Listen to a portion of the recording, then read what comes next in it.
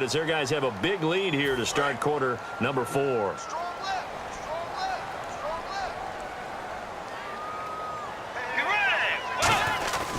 Bridgewater again. This is Peterson. Give him a couple on the carry there. 2nd and 8. Partner, we know today's NFL is really built around the guy throwing the football. But these short runs, they still pay dividends because they can take their toll on a defense and they can add up as the game goes along. You control the clock, you control the ball, and that way you often control the game. And after the play on the ground, that brings up 2nd down here. Peterson alone in the backfield, and he'll get it up the middle. And he's going to be met at the line of scrimmage and taken down. He'll pick up only a yard there, and it'll leave him with a 3rd and 7. Well, so many times we look at a short run and we praise the offense for trying to set the tempo and establish things, but the defensive guys, hey, they just won the battle there. It wasn't a big run given up. They don't always have to absorb the body blows. Sometimes they dish them out themselves. On 3rd down, Bridgewater. And the grab made by the tight end Pruitt. The completion good for only 6, and that'll bring up 4th.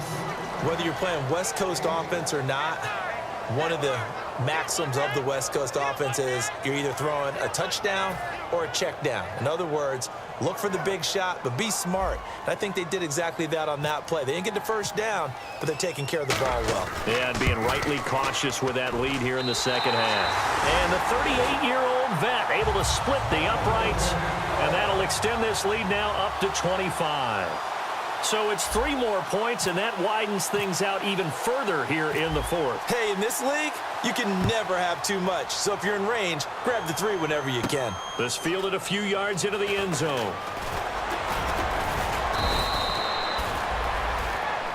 And the Browns getting set to go. And following the interception, just any interception, are you a little bit more cautious when you start that next drive, or no, you just throw that out the window?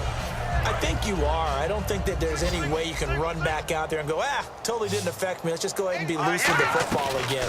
You're going to take care of it, but you have to be careful about being too cautious because now you can't run any offense at all. Still want to attack. We'll see how they attack him here. 13 yards there on the pickup, and it'll give the Browns a 1st down. They like going to him in the slot. He catches another one. I think this comes under the heading of until they stop him, why not go back to him? He has something going really well.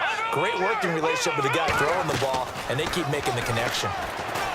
Kessler throwing now. Completes it to Coleman. And taking it across midfield and inside the 45. Of course, the catch was nice, but how about what happened after? Able to stay on his feet and gain all that additional yardage. So many of these slot guys, I think, have running back in their background. Escaping the pressure right. And he'll just chuck this one up into row G. It's incomplete. I hope I don't sound too rah-rah on that one, but that's the exact right throw. Either your receiver gets it or no one gets it. Give him a lot of credit for being really precise with it. Got rid of it. No one got it. 2nd and 10 now. Kessler once more. And for the 4th time tonight, it's an interception. Xavier Rhodes with a pick. And the return stops just a few yards shy of midfield. They'll spot the ball at the 47-yard line. The Vikings offense now heading out to take over. And they split the uprights last time for 3. They've got the lead. They're not going to play this conservative. They're not hoping for another field goal. They're hoping for a touchdown. I'm with you on that one. I like where your head is. I like the way you're thinking because you're exactly right. Trying to sit on a lead and play that way, that doesn't work too well for most teams. Run your offense. Run what you do best. Exactly. Put it all the way down and try and increase your lead in a big way. And the best way to do it, touchdowns.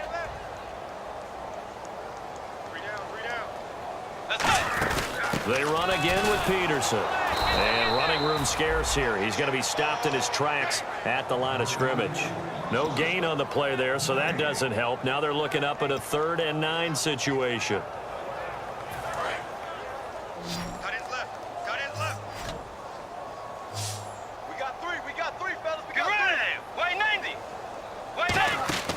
Bridgewater from the gun on 3rd down. And complete. Right side, the tight end Rudolph. Now here's a whistle and a timeout. It's called by the receiving team here. That will be their 3rd and final stoppage as they'll only have the 2-minute warning now remaining.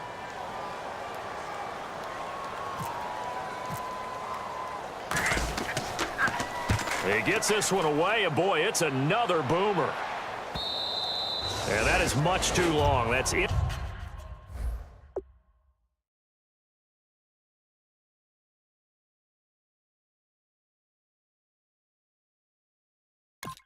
To the end zone for a touchback. And now Cleveland geared up to take the field. And the interception last time on the opponent's side of the field, certainly not what they wanted. Put it mildly, that is so frustrating because that signifies there's a drive going on. You're in a good spot, great place to run some of your best offense. Instead, they turn the ball over. Yeah, turned the ball over last time. See if they can avoid doing it here. And now it looks like they're going to be in the hurry-up. And he's been one of their few bright spots here this afternoon. And as you pointed out, so far he's gotten his. That's not been the... He rifles one that's intercepted. Picked off by the former first-rounder Trey Waynes. And they'll set up shop in enemy territory at the 45-yard line. And now out comes Minnesota. And they're coming off a 3-and-out, my friend. Let's go. Then they've got to look at that play sheet and go to a spot that they haven't gone before. Time to shake things up a little bit to try and get this offense moving. Okay, so how do you do that? How do you shake things up? You look at what you've called before, realize it hasn't worked Go to so something well, else. and maybe try and find one of those special plays from one of your better players, and maybe try and hit something big and get things going in the excitement area. See if they stay on the ground for second down.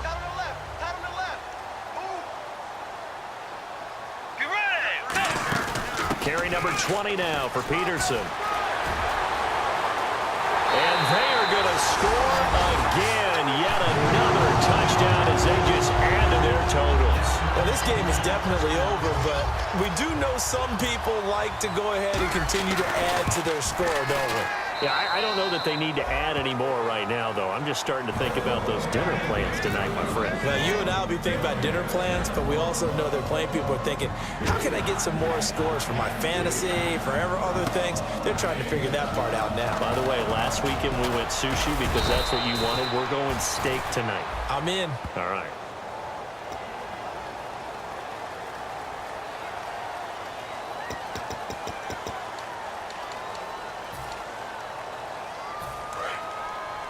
Defense showing blitz.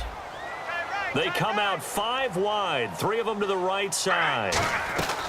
On first down, Griffin. And he takes a shot on the release as this will be incomplete. The intended target was Corey Coleman. That'll bring up second down. You got to give some credit. They're able to hop up in the air and bat that one away. And that's frustrating for an offensive lineman because the only recourse is when he goes in the air to try and get some type of pop or a shove, hoping to bring his arms down. Into a double team, and it's intercepted. A great read, and it's picked off. And they'll start out with great field position at the 47-yard line in enemy territory. And now out comes Minnesota.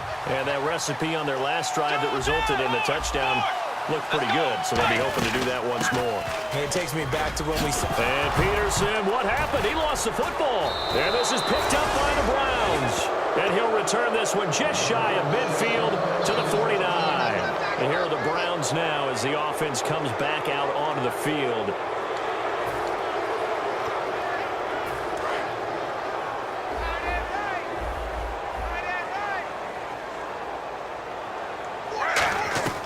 They go back to the air here after, and he's going to be wrapped up and driven down.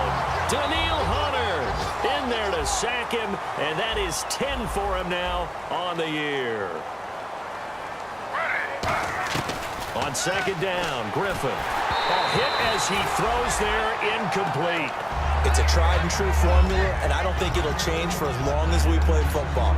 If someone's trying to throw the ball, and you can put pressure on them and make it tough, that's only going to help your defense. Yeah, he's since being hurried. He got rid of it before taking the hit, but incomplete.